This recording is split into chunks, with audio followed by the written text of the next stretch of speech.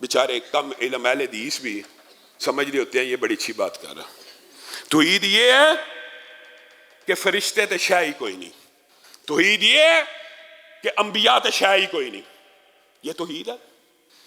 आपको ईमान का, ईमानियात का सबक भूल गया, फरिश्तों पे ईमान लाना, रसूलों पे ईमान लाना है कि ये तौहीद ये है कि फरिश्ते शय ही कोई नहीं, रसूल अंबिया शय ही कोई नहीं, ये तौहीद है। ईमान की इब्तदा ये है कि फरिश्तों के ऊपर भी ईमान है, रसूलों के ऊपर भी ईमान है, कोई शय है ही नहीं है तो ईमान किस चीज के ऊपर है। जेहलम का एक शख्स है जो कहता है इंसान, मैं सोचता हूं पता नहीं उसकी जुबान कितनी दराज है और उसके दिल में जर्रा बराबर रत्ती बराबर गैरत नहीं, उसको सोचता भी नहीं वो क्या कहने लगा है। कहता है मेरे भी हक चार यार हैं, मेरे भी अशरा मुबशरा हैं, वीडियो मौजूद है, एक बात भी झूठा इल्जाम नहीं लगाने वाले, मेरे भी अशरा मुबशरा हैं, यहां तक बात नहीं की, मेरे भी 313 है, बल्कि अब तो 313 से भी आगे निकल गए हैं। अपनी एक हकीर जलील जात को रसूलुल्लाह के जात के साथ कंपैरिजन करना।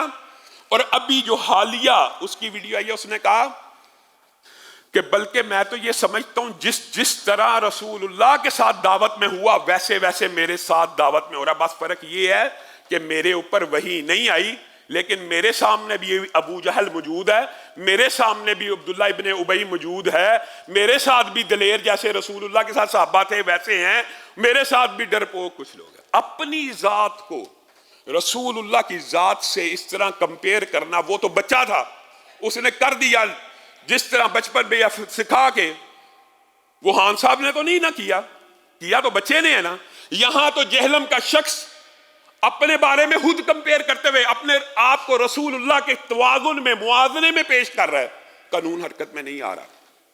295C ये इन बयानों का आपके ख्याल में ये जो बयान है ये वैसे ही दिए जाते हैं? हरगिज़ नहीं, ये एक पूरा माफिया है जो गुस्ताखियों को नॉर्मलाइज कर रहा है। आपने हालिया दिनों में देखा एक ने नबूवत का दावा किया, अभी ट्विटर के ऊपर इतला चल रही है कि हिबा चौधरी नामी औरत है रावलपिंडी बैरिया फेज 4 की, अगर तो मालूमात दुरुस्त है तो उसने सैयदा आयशा और रसूलुल्लाह सल्लल्लाहु अलैहि वसल्लम के तल्लुकात के ऊपर जो बकवास की है, मैंने भी ट्विटर के ऊपर दरखास्त की कि ये प्रोब किया जाए ये असली है नकली है जाली। उन्होंने उसका अकाउंट सस्पेंड कर दिया।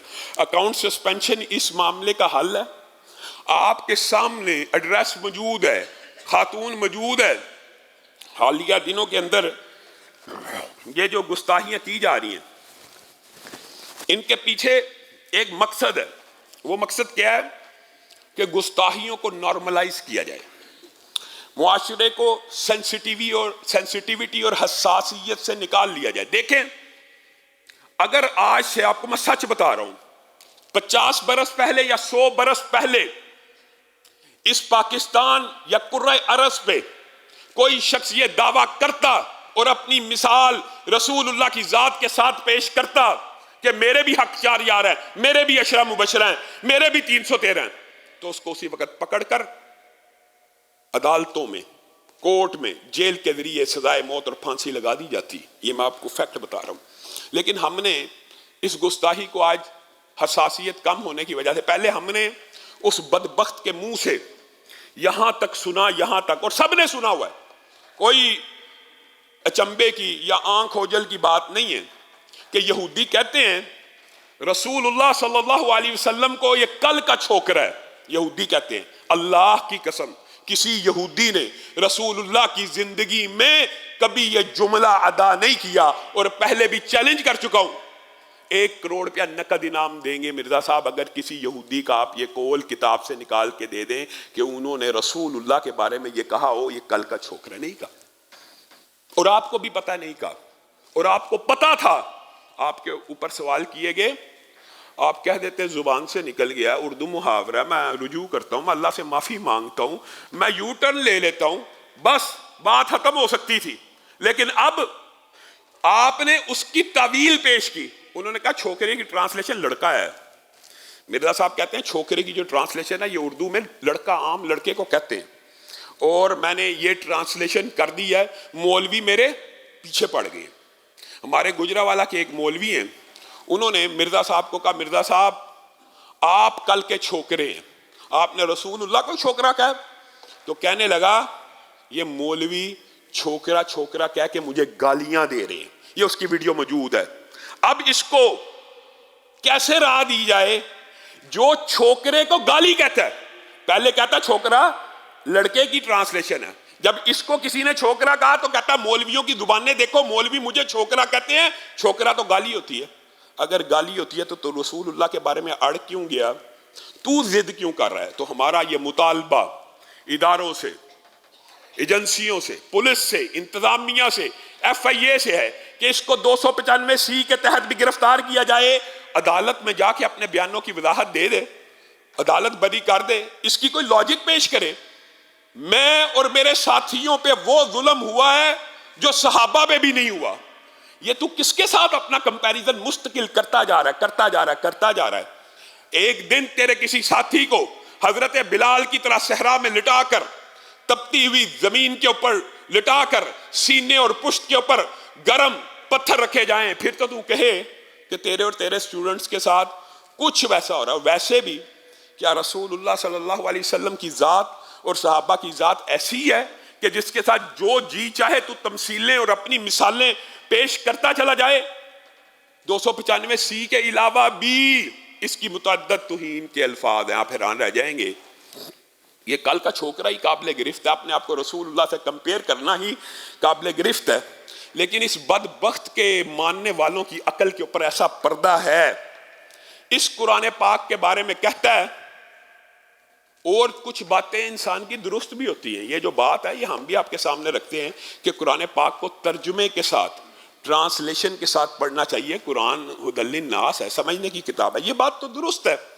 لیکن یہ باتیں کرنے کے بعد یہ لفظ کہنا کہ اس قرآن پاک کو بغیر ترجمے کے پڑھنا ایسے ہی ہے جیسے فرینچ میں گالیاں نکالنا, معاذ اللہ, یہ صریح کفر کا جملہ نہیں ہے, یہ صریحاً کفر کا جملہ ہے. کیوں؟ دلیل بھی آپ کو یاد ہونی چاہیے. قرآن پاک کی ابتدا کہاں سے ہو رہی ہے؟ سورۃ فاتحہ کے بعد الف لام میم. دنیا میں کون سا شخص ہے جس کو اس کا ترجمہ آتا ہے؟ کسی کو ترجمہ ہے؟ کوئی ہاتھ کھڑا کرے. کسی کو الف لام میم کا ترجمہ آتا ہے؟ نہیں آتا. اس بغیر ترجمہ الف لام میم پڑھنے کی نیکیاں 30 ہیں کہ نہیں ہیں؟ تو یہ پورے قرآن پاک کے بارے میں کہہ رہا ہے کہ اس کو بغیر ترجمہ پڑھنا ایسے ہے جیسے فرینچ میں گالیاں نکالنا ہے. اور حساسیت ختم ہوتی جا رہی ہے معاشرے میں. الٹا مولویوں کے اوپر, علماء کے اوپر الزام لگائے جا رہے ہیں کہ آپ, وہ گستاخی نہیں کرتا, آپ زبردستی اس کو گستاخ بنا رہے ہیں. یہ گستاخی اگر نہیں ہے, آپ کی اور میری عقل میں رسول اللہ کے ساتھ کمپیریزن کرنا, اور میں آپ کو حیران رہ جائیں گے, اس نے صرف رسول اللہ کو کل کا چھوکرا نہیں کہا, اس نے سیدنا ابراہیم کو بھی کل کا چھوکرا کہا. قرآن پاک میں آیا یہ لفظ, اڑ گیا, ضد کر رہا ہے. سمعنا فتن کی ٹرانسلیشن کرتا ہے کہ جو حضرت ابراہیم کے بارے میں قرآن پاک کی آیت ہے نا کہ سمعنا فتن, ہم نے سنا ایک لڑکا ابراہیم, کہتا وہ لڑکا نہیں, اس کا ترجمہ چھوکرا. اور یہ ایک, اچھا پھر دوسری بات یہ تو صرف نبیوں کی بات ہے, اور انسان کو دکھ ہوتا ہے. بعض لوگ یہ سمجھتے ہیں جی یہ توحید بیان کر رہا ہے, یہ جی بڑا ایسی بیان کر رہا ہے, یہ جی شرک کے خلاف ہے. اللہ کی قسم یہ توحید نہیں ہے.